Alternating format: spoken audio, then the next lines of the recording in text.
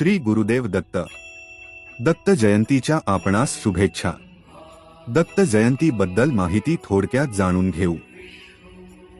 श्री दत्तात्रेयांच्या जयंतीनिमित्त त्यांचे स्मरण व आदर करण्यासाठी दत्त जयंती साजरी केली जाते. दत्तात्रेय किंवा दत्त हे अत्री ऋषी व माता अनसूया यांचे पुत्र होत.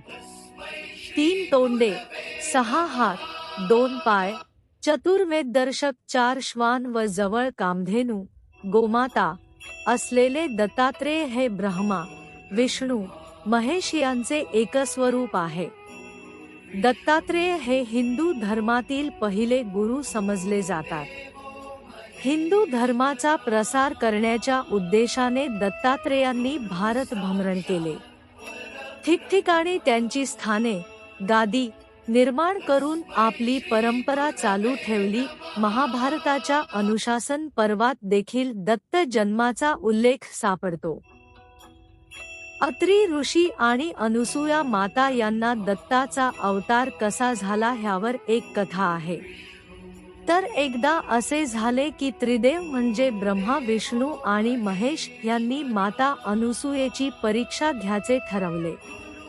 ते भिक्षुकाचे रूप घेऊन भिक्षा मागण्यास आले व भिक्षा मागत असताना त्यांनी अनुसूयेला अट घातली की नग्न अवस्थेत भिक्षा वाढावी. अनुसूया माता स्मित हास्य करत म्हणल्या, तुम्ही मला माझ्या मुलांना सारखेच आहात आणि मातृभावाने आत जाऊन अट स्वीकारत असताना येऊन बघते तर तेथे लहान बालक होते. जेव्हा देवतांच्या पत्नीने म्हणजे सरस्वती, लक्ष्मी आणि पार्वती यांनी ह्या कृत्याबद्दल क्षमा मागितली तेव्हा 3 देवतांनी अनुसूया मातेला वर दिला, आम्ही त्रिदेव एकत्र अवतार घेऊ आणि तुझ्याच पोटी जन्म घेऊ. आणि असा जन्म झाला श्री दत्तात्रेयाचा. दत्तात्रेयाचे स्वरूप म्हणजे 3 मस्तके, त्रिदेवांचे ज्ञान, शक्ती आणि कार्य. 4 कुत्रे म्हणजे 4 वेद, गाय म्हणजे पृथ्वी. दत्तात्रेयांनी संपूर्ण जगातून 24 गुरु स्वीकारले आहेत.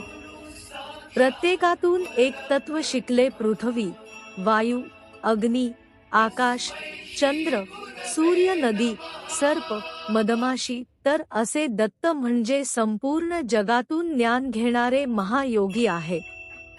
दत्त गुरुचे नामस्मरण पितृ दोष, काल दोष शांत करतो. दत्त जयंती हा साधना व ज्ञान प्राप्तीसाठी उत्तम दिवस मानला जातो. ह्या दिवशी केलेला जप व साधना अत्यंत फलदायी मानली जाते.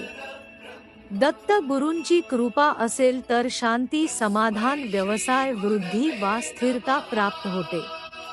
आपली आध्यात्मिक प्रगती होते. दत्त जयंती हा दिवस अन्नदानासाठी उत्तम मानला जातो.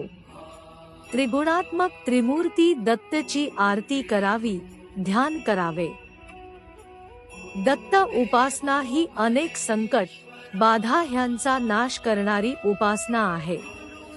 इतकंच नाही तर दत्त उपासना ही दुःखी मनावर फुंकर घालणारी आहे. सर्व प्रकारच्या त्रिवेद तापातून मुक्त होण्यासाठी दत्त उपासना केली जाते. दत्त जयंतीच्या दिवशी श्री दत्तात्रेयाची विधिवत उपासना करावी. ब्रह्ममुहूर्तवर उठून स्नान करून स्वच्छ वस्त्र परिधान करावे आणि दत्त गुरूंची पूजा करावी. दत्ताचा फोटो वा मूर्ती घ्यावी. जल पंचामृतने अभिषेक घालावा.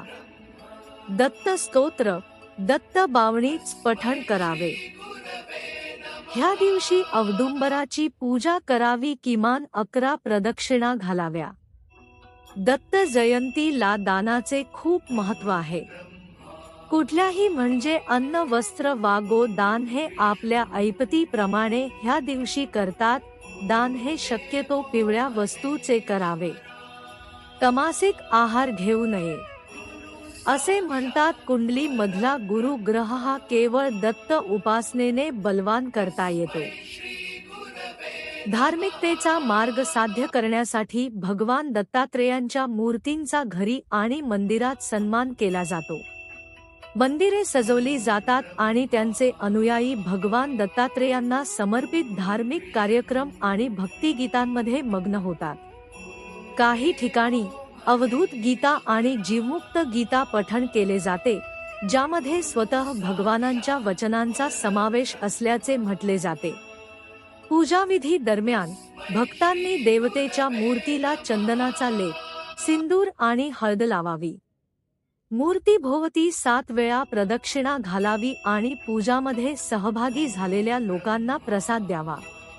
पूजा करताना मंत्रांचा जप करणे, जसे की श्री गुरु दत्तात्रेय नमः, ओम श्री गुरुदेव दत्त किंवा हरी ओम तत्सत जय गुरु दत्त, हा मन आणि आत्मा शुद्ध करण्याचा एक उत्तम मार्ग आहे. अनुयायी दत्त महात्म्य, गुरुचरित्र आणि दत्त प्रबोध वाचण्यासाठी किंवा उत्सवाच्या स्मरणार्थ भजने गाण्यासाठी देखील वेळ काढतात. मंदिरे मोठ्या सोहळ्याने आणि भव्यतेने दत्त जयंती साजरी करतात. भारताच्या इतर भागांमध्ये दत्तात्रेयाला समर्पित मंदिरे आहेत. एकादशीपासून पौर्णिमेपर्यंत अनेक उत्सव साजरे होतात. शिवाय दत्तात्रेय जयंतीच्या 7 दिवस आधी श्री गुरुचरित्राचे पठण करणे ही एक आवश्यक परंपरागत क्रिया आहे जी या कार्यक्रमाची सुरुवात करते.